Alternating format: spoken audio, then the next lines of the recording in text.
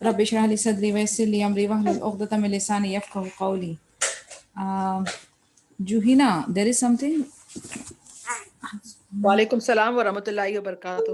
جی جی کیا ہوا ہے افشان؟ I am not able to read the message. I am seeing some chats going on.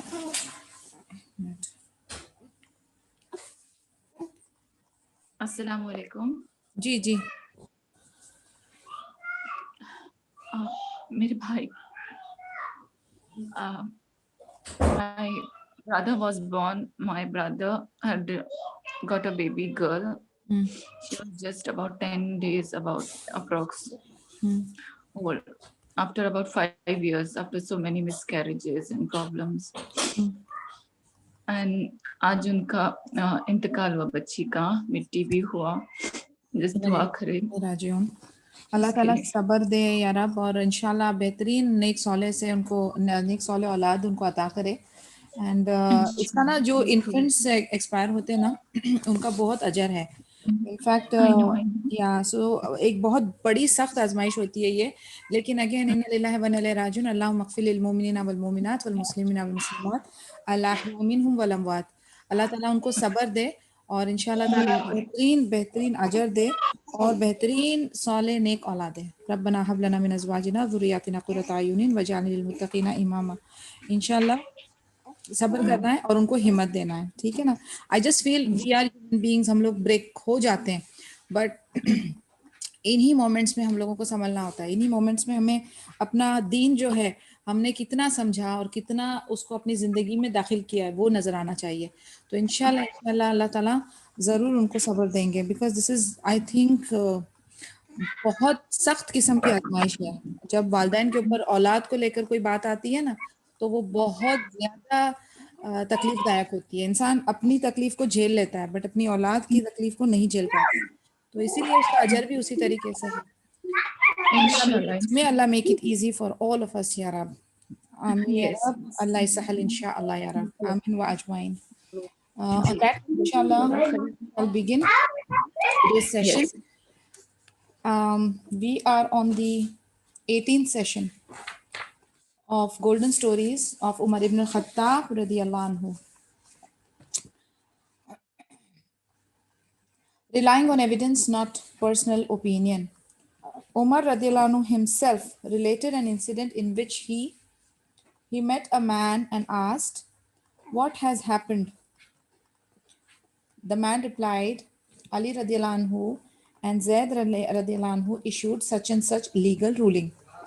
Umar radiyallahu anhu replied, "Had it been me, I would have given such a such ruling."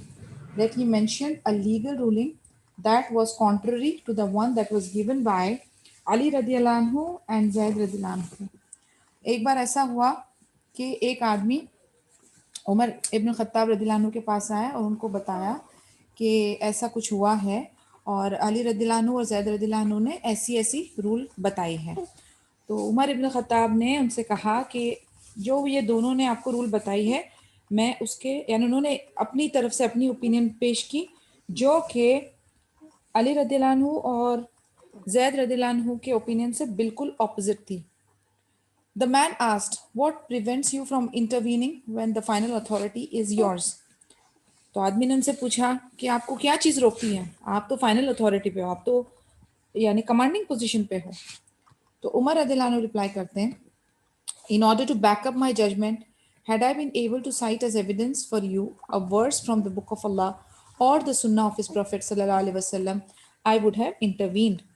انہوں نے کیا بتایا کہ میں intervene کیوں نہیں کر رہا ہوں, کیونکہ اگر میرے پاس کوئی قرآنی آیت ہوتی یا پھر نبی صلی اللہ علیہ وسلم کی کوئی سنہ ہوتی تو میں بیچ میں انٹروین کرتا. But as a means of supporting my legal judgment I have nothing to cite as evidence for you other than my opinion. کہتے ہیں کہ قرآنی آیت میرے پاس موجود نہیں, نبی صلی اللہ علیہ وسلم کی حدیث میرے پاس موجود نہیں, صرف میرے پاس میرا پرسنل اوپینین موجود ہے. تو میں اس پرسنل اوپینین پہ کیسے آپ کے معاملے کے بیچ میں آؤں.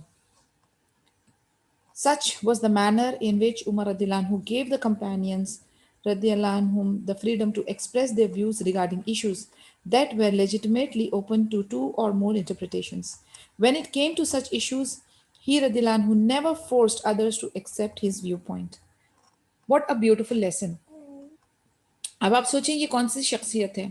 He is the third best person in chronological order. नबी सल्लल्लाहु अलैहि वसल्लम के बाद अबू बकर सिद्दीक रदियल्लाहु अन्हु, and then the third immediate person is supposed to be Umar ibn al-Khattab रदियल्लाहु अन्हु. We have evidences मौजूद जहाँ पर we can see कि उनकी जो उमर इब्न खत्ताब रदियल्लाहु अन्हु की जो ओपिनियन होती थी उसके based we used to see that Allah अज़्ज़ा वजल used to give the similar kind of a command, which means that उन दोनों की ओपिनियंस कितनी स्ट्रांग हुआ करती थी कि उनके सपोर्ट में अल्लाह अज़्ज़ा वजल की आयतें नाजिल होती थी. अबू बकर सिद्दीक के लिए भी मैं कह रही हूँ और उमर इब्न खत्ताब रदियल्लाहु अन्हु के लिए भी कह रही हूँ. लेकिन वो कितने हम्बल थे, दोनों के दोनों कितने हम्बल थे, सुभान अल्लाह, कितने आजिज थे. एंड उमर इब्न खत्ताब जो कि माने जाते थे कि वो कितने स्टर्न और वो स्ट्रॉन्ग कैरेक्टर हैं, yet he used to, the moment he became a खलीफा, वो कितने सटल हो गए, कितने हम्बल हो गए, उनमें आजिजी ह्यूमिलिटी छलकने लगी. और यही वो किस्सा भी एक चीज को बयान करता है. अगर हमें थोड़ी सी कहीं पर से इंपॉर्टेंस मिल जाती है, if we get little bit of importance from anywhere, how do we react? हम लोग जो हैं प्राइड फील करने लगते हैं, हम अपने आप को कोई चीज समझने लगते हैं, हमें लगता है हमारी opinion is the best opinion. हमें ये फील होने लगता है कि हमारे आसपास जितने भी लोग हैं वो सब बेवकूफ हैं, सिर्फ मुझे पता है, only I know what is right and wrong, सिर्फ मेरे पास ही नॉलेज है, मेरी ओपिनियन सबसे बेस्ट ओपिनियन है. हम लोगों की जहनियत अपने आप को कुछ समझने लगती है और हम अपने आप को लोगों के ऊपर फिर उस हम अपनी जो ओपिनियन है हम लोगों के ऊपर लागू करने लगते हैं. हमें लगता है आई एम द बेस्ट, मेरी ओपिनियन इज द बेस्ट और मेरे आसपास वाले सब बेवकूफ हैं.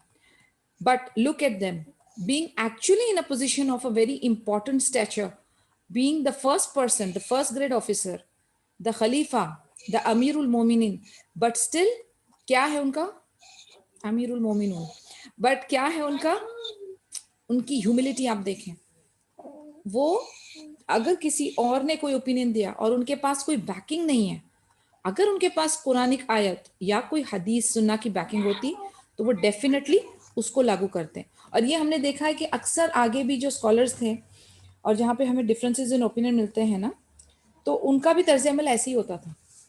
यानी ये जो अबू हनीफा, इमाम शाफी वगैरह, इन लोगों का भी कहना क्या था, ये दे वर स्कॉलर्स ऑफ देयर टाइम, लेकिन वो फिर भी गुंजाइश रखते थे कि अगर कोई ऐसा मामला आया जहाँ पर हमारी ओपिनियन किसी कुरानिक वर्स या किसी हदीस से टकराती है तो immediately reject our personal opinion, हमारी पर्सनल ओपिनियन को रिजेक्ट करिए.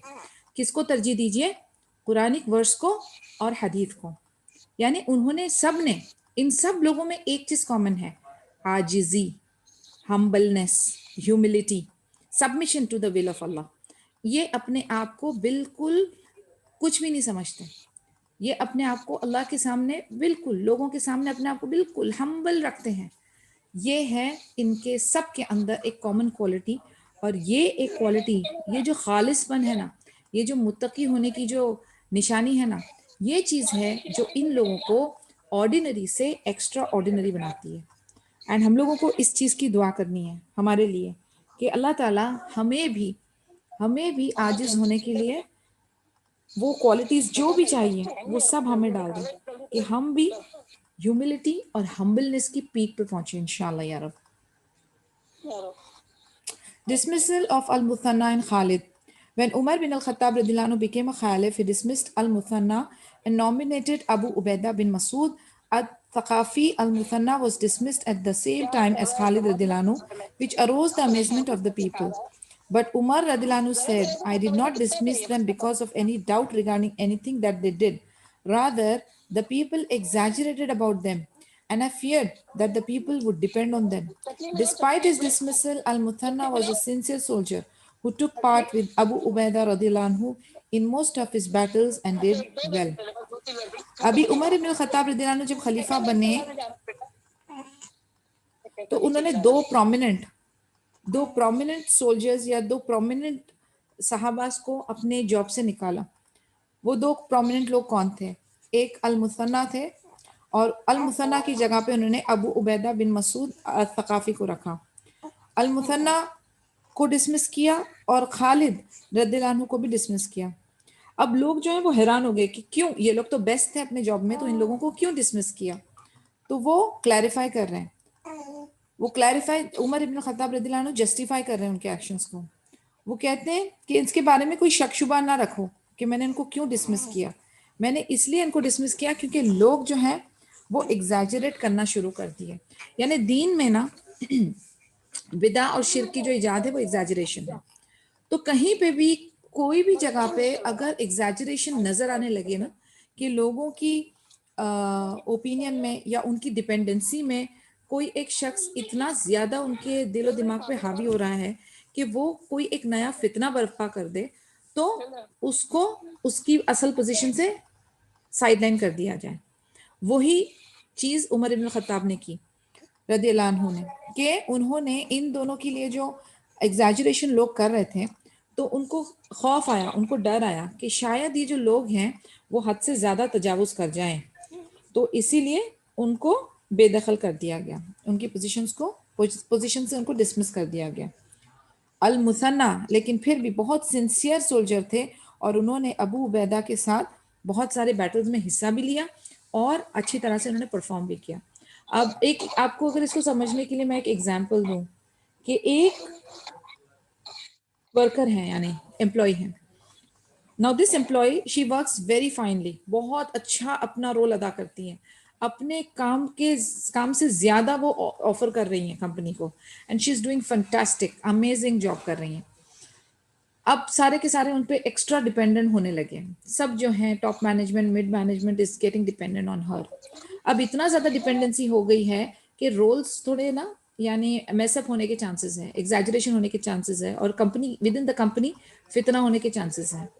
تو پھر کیا سی ای او کیا کرتا ہے، وہ اس کو اس پوزیشن سے ڈسمس کر کے لوور پوزیشن میں لے آتے ہیں اور اس کی جگہ پہ کسی اور کو اپوائنٹ کر دیتے ہیں. اب یہ نارمل سینیریو میں کیا ہوگا، یہ بہت جھگڑے کی اور بولتے نا فتنہ کی جڑ بن جائے گی یہ بات کہ ایسا کیوں کیا آپ نے. لیکن اس کے پیچھے حکمت یہ ہے کہ اس فتنے سے بہت بڑا جو فتنہ ہونے والا تھا نا اس کو ٹال دیا گیا ہے.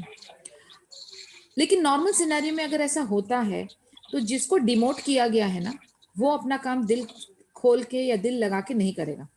وہ بولے گا میرے تو ڈیموشن ہو گئی ہے تو why should I function well, میں کیوں پرفارم کروں.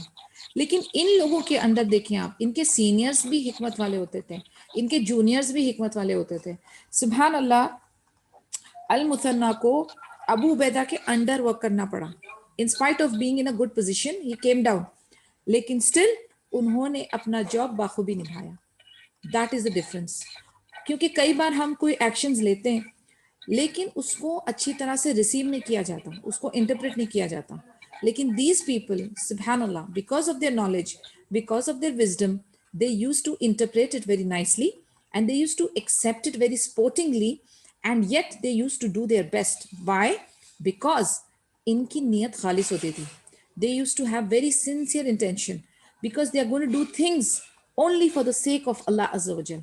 تو جب وہ اللہ کی خاطر کام کرتے ہیں، اللہ کو راضی کرنے کے لیے کام کرتے ہیں، تو پھر انہیں فرق نہیں پڑتا what position they are working on یا کس لیول پہ وہ کام کر رہے ہیں، کیونکہ وہ جہاں بھی کام کر رہے ہیں وہ کس کے لیے کام کر رہے ہیں، اللہ کی خاطر کام کر رہے ہیں. یہ چیزیں ہم لوگوں کو سمجھنا پڑے گا. Allah raises some people in status because of the book. It is also narrated that Nafi met Umar radiallahu anhu in Usfan when he came for Hajj. Umar asked him, whom have you appointed over the people of Valley, meaning Makkah? Nafi said, Ibn Abza. He said, who is Ibn Abza? Nafi said, one of our freed slaves.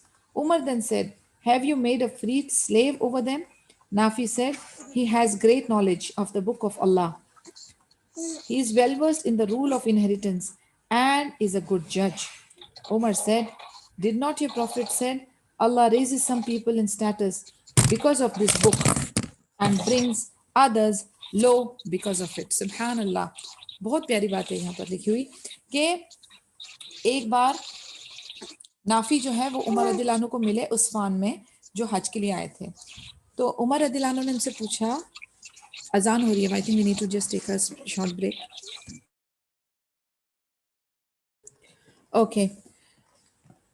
So نافی جو تھے وہ عمر رضی اللہ عنہ کو ملے عثفان میں, حج کے لیے وہ آئے تھے. تو عمر رضی اللہ عنہ نے ان سے پوچھا کہ آپ نے مکہ میں کس کو اپوائنٹ کیا ہوا ہے, یعنی جب بھی وہ نکلتے تھے آؤٹ آف دیئر پلیس, ان کے جورسڈکشن سے باہر نکلتے تھے, تو وہ کسی نہ کسی کو ڈیفینیٹلی اپوائنٹ کر کے آتے تھے, ڈیپیوٹ کرتے تھے تاکہ وہ مینج کرے دا ایڈمنسٹریٹو افیئرز. تو انہوں نے کہا, نافی نے جواب دیا کہ ابن ابزا کو انہوں نے اپوائنٹ کیا. تو انہوں نے پوچھا کون ہے ابن ابزا, انہوں نے کہا وہ ایک ہمارے فریڈ سلیو ہیں. تو عمر رضی اللہ عنہ تھوڑا سا کیوریس ہوئے کہ تم نے ایک فریڈ سلیو کو انچارج بنا کر آئے ہو. تبھی نافی نے ایکسپلین کیا کہ ان کو بہت زبردست ان کی نالج جو ہے قرآن کی وہ بہت زبردست وسیع ہے, اور ان کو رولز آف انہیریٹنس بھی آتا ہے, یعنی وراثت کا جو قانون ہے وہ بھی ان کو اچھی طرح سے آتا ہے, اور وہ اچھے جج بھی ہیں. یعنی یہ جو فریڈ سلیو ہیں یہ عہدے میں سلیو ہونے کے باوجود اپنی ماشاءاللہ نالج کی وجہ سے کتنی بہترین پوزیشن انہوں نے پائی ہے. تو عمر رضی اللہ عنہ کہتے ہیں, انہوں نے نبی صلی اللہ علیہ وسلم کی حدیث بیان کی کہ نبی صلی اللہ علیہ وسلم نے نہیں کہا تھا کہ اللہ تعالیٰ کچھ لوگوں کے درجات بلند کرتے ہیں. کیوں بلند کرتے ہیں؟ Because of this book, because of it's Quran. یعنی ایک بندہ دنیاوی لحاظ سے بھلے بڑے سٹیٹس میں نہیں ہوگا, پیسے, ویلتھ, لینیج, یہ نامچین نہیں ہوگا, خوبصورت نہیں ہوگا, لیکن اگر اللہ تعالیٰ کا کلام اسے اچھی طرح آتا ہے, اگر اللہ تعالیٰ کا دین کے نالج اس کے پاس بہت ہے, بھرپور ہے, تو اللہ تعالیٰ اس کے درجات بلند کرتے ہیں. اور یہ چیز دیکھی ہوئی ہے, اور ہم نے آس پاس ڈیفینیٹلی اس چیز کو ایکسپیرینس کیا ہے. سبحان اللہ, if I'll tell you an example, کہ جیسے جو رولنگ ہے کہ اگر گھر میں جماعت کرانی ہے تو واٹ از دا رولنگ, کس کو امام بنایا جاتا ہے؟ اس کو امام بنایا جاتا ہے جس کو سب سے زیادہ قرآن حفظ ہو. جتنا زیادہ قرآن حفظ ہوگا, جتنا پورشن سب سے زیادہ گروپ میں, اس کو امام بنایا جائے گا. اور جس کو فقہ آف صلاح, فقہ آف طہارہ آتا ہو, اس کو بنایا جائے گا. لیکن اب اگر اوور آل دیکھا جائے نا, کہ جیسے فار ایگزامپل اگر جس کسی کے آپ گھر میں ہو تو جو اونر آف دا ہاؤس ہے اس کو بھی پرائرٹی دی جاتی ہے امامت کے لیے. لیکن آپ اگر کوئی اور رولز اور ریگولیشنز آپ سوچیں یا اس کے بارے میں آپ کنسیڈر کریں, سب سے زیادہ جس چیز کو ترجیح دی جاتی ہے وہ ہے قرآنک نالج. جس کے پاس زیادہ قرآنک نالج ہے, زیادہ جس نے حفظ کیا ہے, بھلے وہ ایج میں چھوٹا ہوگا, لیکن اس کو امامت کرنے کا حق ہے. تو جس کے پاس اس کتاب کا, قرآن کا علم زیادہ ہے, اس کے درجات بلند اللہ عز و جل کرتے ہیں. بھلے ہی وہ آدمی دنیاوی لحاظ سے غریب ہو, دکھنے میں بہت بولتے ہیں نا کہ کنونشنلی گڈ لکنگ نہ ہو, حسب نسب کے لحاظ سے کوئی بڑا نوبل فیملی کا نہ ہو, لیکن اگر اس کے پاس یہ علم ہے تو وہ سب کو نیچے رکھ اللہ تعالیٰ اس کے درجات بلند کریں گے. یہ ایک وجہ ہے جو ہم لوگوں کو تھوڑا سا غور و فکر کرنا چاہیے. جب بھی ہم سوچتے ہیں ہمارے بچوں کو ہمیں ڈاکٹر بنانا ہے, انجینئر بنانا ہے, اکاؤنٹنٹ بنانا ہے, ایسٹرونٹ بنانا ہے, بڑے بڑے پلان ہیں ہمارے, لیکن اس پر ضرور غور و فکر کریں کہ اللہ کی نظر میں درجات بلند کون سی کتاب کو پڑھنے سے ہوتا ہے, اور اس کے لیے بھی اپنا ٹائم, اپنا پیسہ اور اپنا ایفرٹس انویسٹ کریں, تاکہ اللہ کے مطابق ہمارے بچوں کی بھی اور ہمارے بھی انشاءاللہ باذن اللہ درجات بلند ہو. Because this is a shortcut. So inshallah we have to try that. The most beloved of people to Umar. Umar radhiyallahu anhu famously said, the most beloved of people to me is he that points my flaws to me. Subhanallah. آپ دیکھیں ایک کے بعد ایک ایسی ایسی باتیں ہمارے سامنے آتی ہے کہ ایسا لگتا ہے کہ گھر کی پوری دیواروں پہ ان کے کوٹس لکھ دیے جائیں. It seems that Umar radhiyallahu anhu repeatedly ordered others to advise him because he feared that some people might have held back their opinions because they were shy or because they were afraid of him.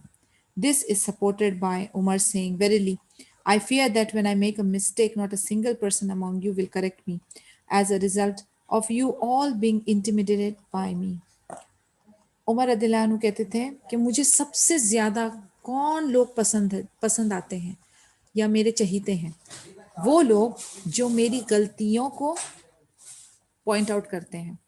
अब आप देखें हम लोगों का जो तर्ज अमल है, हमारे अगर हमें जो कोई हेल्दी क्रिटिसिज्म या इवैल्यूएट करता है ना, वो हमारा सबसे बड़ा दुश्मन हो जाता है. हालांकि तरीकाकार ऑपोजिट है कि जो आपकी गलतियों को पॉइंट करता है उसका मकसद क्या होता है? उसका मकसद आपको नीचा दिखाना है या आपको सुधारना है या आपको इम्प्रोवाइज करना है.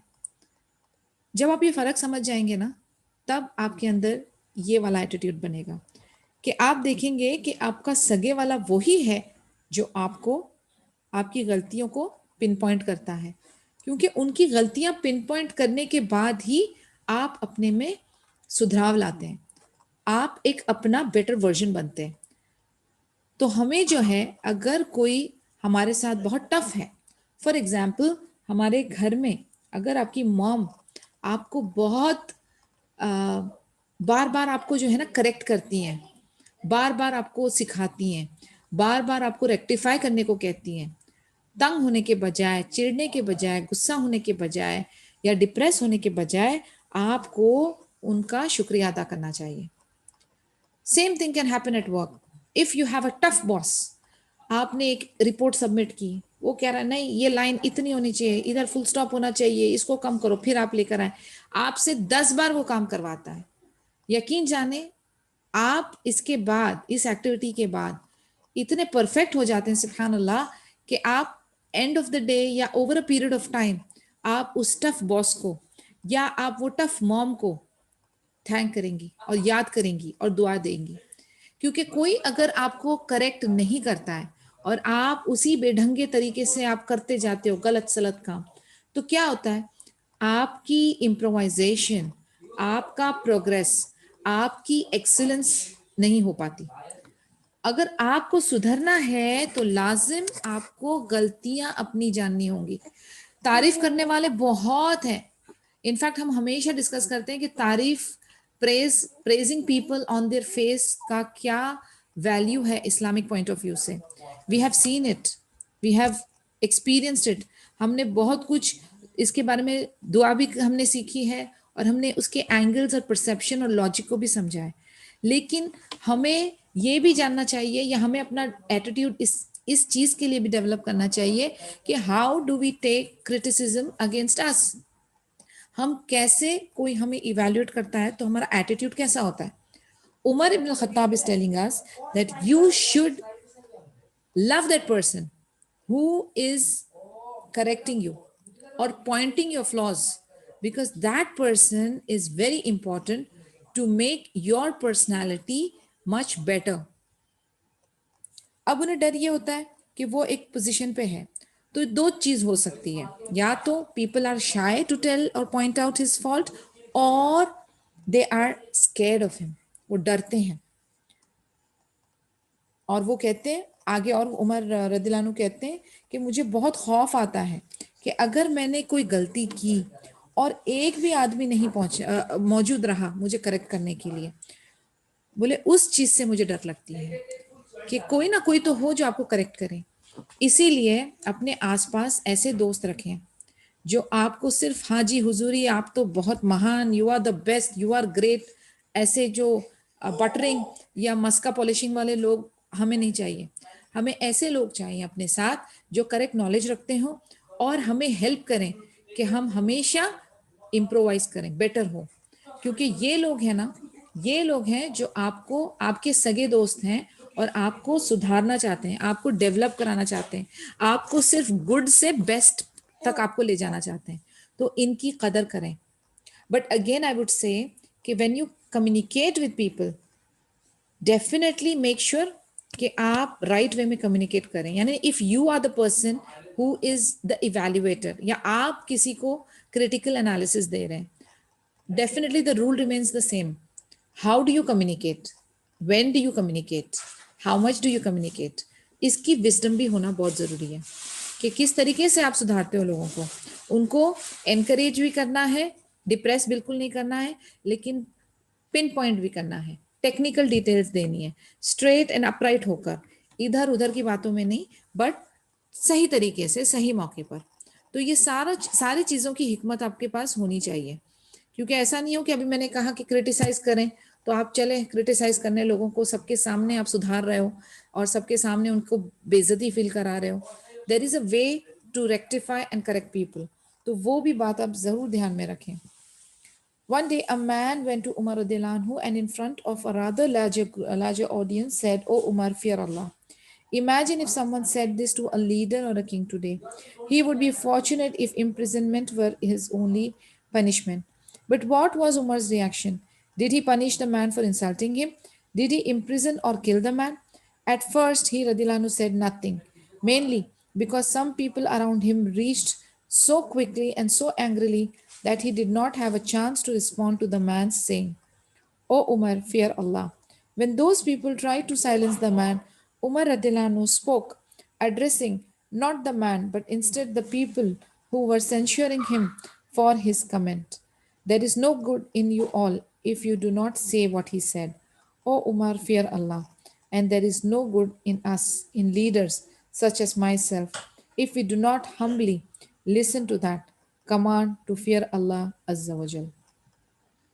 ایک بار ایک آدمی عمر رضی اللہ عنہ کے پاس گیا اور ایک بڑی آڈینس تھی, ان کے سامنے جا کر وہ کہہ رہا ہے, او عمر فیئر اللہ.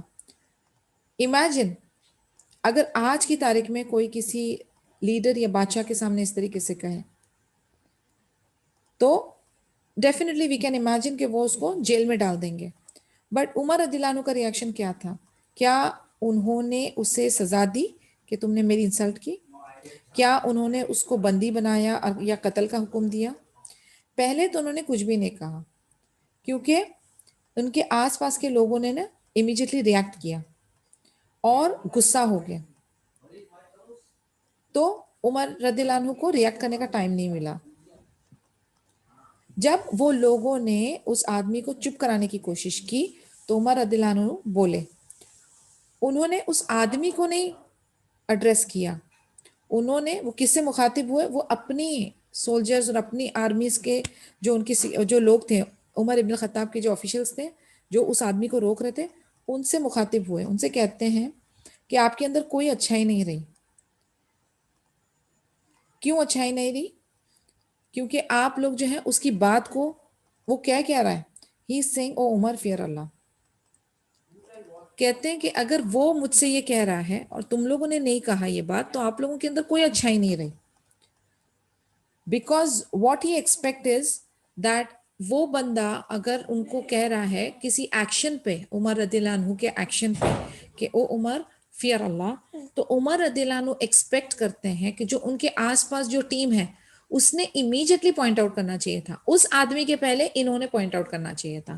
یہ سائلنٹ رہے, انہوں نے کچھ بھی نہیں کہا, اور جو آدمی ریئلائز کر کے ہمت کر کے کہہ رہا ہے وہ اس پہ غصہ ہو رہا ہے اور اس کو چپ کرا رہے ہیں. تو عمر رضی اللہ عنہ got upset and he is saying کہ آپ لوگوں کے اندر کوئی اچھائی بچی ہی نہیں. I hope you understood what I am saying. اگر کسی کو کچھ انڈرسٹینڈنگ میں ایشو آتا ہے تو پلیز پوچھیں. یس جوہینا اینڈ رخسانہ پوچھیے. No, sorry ma'am. Assalamu alaikum. وعلیکم السلام رحمۃ اللہ. یس جوہینا go ahead.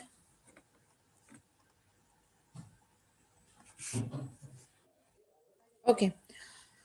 So the only thing is that we understand is that ہم لوگوں کا جو ایٹیٹیوڈ ہے towards critical analysis and being critic, that is where we have to rectify our perception, or how sportingly we have to accept it.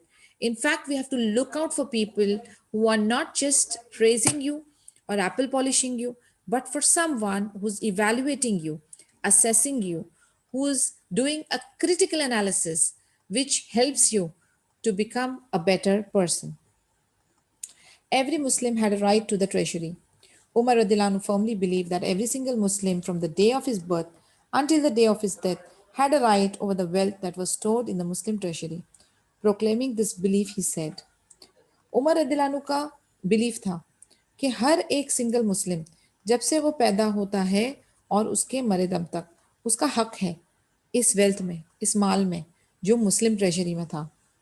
اور اسی وجہ سے انہوں نے he said by Allah none has the right to be worshipped but him. He said this 3 times. پہلے اللہ کی حمد و ثنا 3 بار انہوں نے کہا یہ. Every single person has the right to this wealth regardless of whether he is given it or deprived of it. ہر ایک single شخص کا حق ہے اس مال پر، اگر اسے دیا گیا ہے یا اسے نہیں دیا گیا، لیکن سارے each Muslim person has a right, اس کا حق ہے اس مال پر. And no one is more deserving of it than any other person except for a slave that is owned, since others have more of a right to wealth from the treasury than he does. کہتے ہیں سب کا everybody deserves it except slave.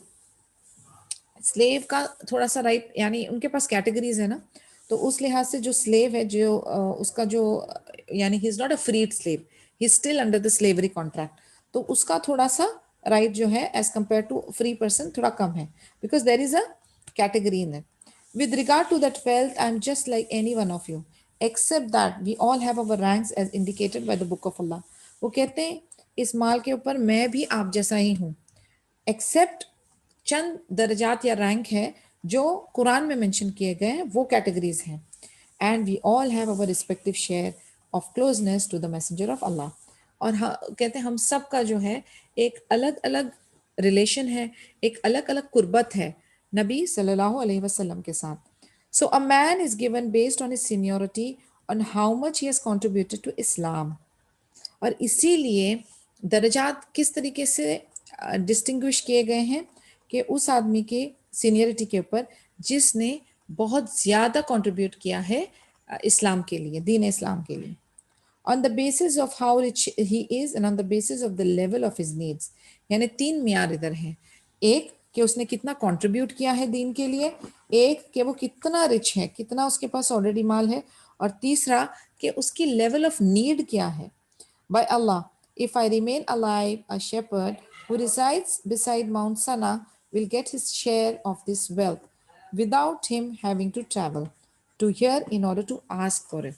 وہ کہتے ہیں کہ واللہ اگر میں زندہ رہا تو ایک چرواہا اگر ماؤنٹ سنا میں ہے، سنا could be in یمن، وہ کہتے ہیں اگر سنا میں ہے تو اس کو اس کا شیئر ملے گا اس مال میں سے، اور اس کو ٹریول کرنے کی بھی ضرورت نہیں، he can order it from there.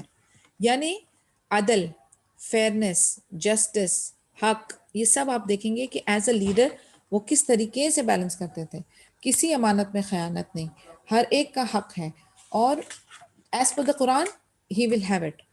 یعنی جو قرآن کے اندر تقسیم دی گئی ہے اسی حساب سے اس کو سپریٹ کیا جا رہا ہے یا ڈسٹنگوش کیا جا رہا ہے. The opinion of Umar is accepted by Allah. Once a person asked Umar, what did you say concerning the prayer of a sea traveler? Is the prayer shortened for him? The person wanted to know if the sea traveler is considered as a regular traveler. Umar replied, why would he not be, when Allah has said in his book, and when you Muslims travel in the land, there is no sin on you if you shorten a salat, if you fear that the disbelievers may put you in trial, attack you. Verily, the disbelievers are ever unto you upon enemies. Most of the opinions of Umar would turn out to be correct. Whenever he used to say, this is my opinion concerning this matter, it would result in being the correct opinion. What could be greater proof for this than Allah's accepting his opinion on several occasions. یعنی ہم ابھی ذکر کر رہے تھے کہ ان کی بات یا ان کی اوپینین اتنی ایکوریٹ اور اتنی حکمت بھری ہوتی تھی کہ کئی بار جو اوپینین یہ دیتے تھے اور پھر جب وحی نازل ہوتی تھی تو وہ عمر ابن الخطاب کی اوپینین کو فیور کرتی تھی. تو اس سے زیادہ ہم اور کیا مانیں کہ اللہ تعالیٰ ان سے کتنا راضی ہوتے تھے کہ ان کے اندر اس طریقے کی حکمت دی تھی کہ ان کی opinion was actually coinciding with what اللہ عز و جل wanted to put forth. So سبحان اللہ، ان کی اوپینین کے بیسڈ کے اوپر اللہ تعالیٰ نبی صلی اللہ علیہ وسلم کو وحی نازل کرتے تھے، and then on that basis we can realise how much he was loved by اللہ عز و جل. ایک بار عمر رضی اللہ عنہ سے پوچھا کسی نے کہ سی ٹریولر کی نماز کیسی ہونی چاہیے، صلاح کیسی ہونی چاہیے، شارٹنڈ ہو جانی چاہیے کہ نہیں، اور اس کی یعنی سی ٹریولر کی نماز ایک ریگولر ٹریولر کی طرح ہونی چاہیے. تو عمر رضی اللہ عنہ نے رپلائی کیا کیوں نہیں، جب اللہ تعالیٰ نے اپنی کتاب میں بھی مینشن کیا ہوا ہے. تو وہ اس کی آیتیں ہیں یہاں پر. There is no reference here but I read the translation for you and we can find it out, that's not a big deal. تو اوپینین عمر رضی اللہ عنہ کی اتنی بہترین ہوا کرتی تھی جو کہ اللہ بھی ایکسیپٹ کر کے اسی طریقے سے he used to send wahi. Stipends and salaries for the governors. Umar was very generous toward the governors and other civil servants concerning their stipends.